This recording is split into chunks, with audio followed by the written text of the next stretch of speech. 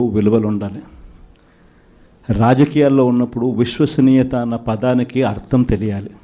ఈ జగన్, మీ జగన్ మరో 30 సంవత్సరాలు రాజకీయాల్లోనే ఉంటాడు.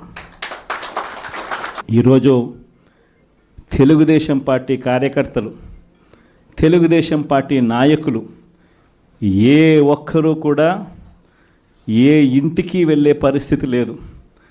వీళ్ళు గన ఇళ్ళకు పోవడం మొదలు పెడితే, వీళ్ళు గన ప్రజల్లో తిరగడం మొదలు పెడితే ఏమవుతుంది? ఆ ఇంట్లో నుంచి ఆ చిన్నపిల్లలు మొదలు పెడతారు. ఏమంటారు? నా 15,000 ఏమైంది, నా 15,000 ఏమైంది, నా 15,000 ఏమైందని.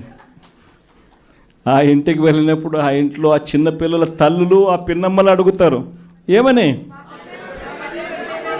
నా 18,000 ఏమైంది, నా 18,000 ఏమైంది, నా 18,000 ఏమైందని.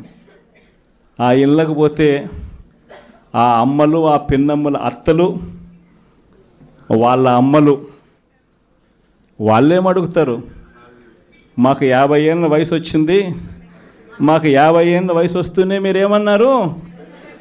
మా 48,000 ఏమైంది, మా 48,000 ఏమైంది, మా 48,000 ఏమైంది అని అడుగుతారు. ఆ ఇళ్ళకు పోయినప్పుడు ఆ రైతులు ఏమడుగుతారు? మా 20,000 ఏమైంది, మా 20,000 ఏమైంది, మా 20,000 ఏమైంది అని అడుగుతారు.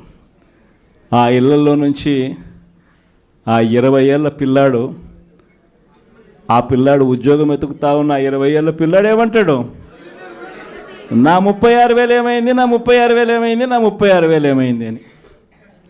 ఇలా చంద్రబాబు నాయుడు గారిని, ఆయన కూటమిని, ఆయన నాయకులను, ఆయన కార్యకర్తలను ఏ ఒక్కరూ కూడా ఇళ్ళకు వెళ్ళి, గ్రామాలకు వెళ్ళి, ఇళ్ళకు వెళ్ళి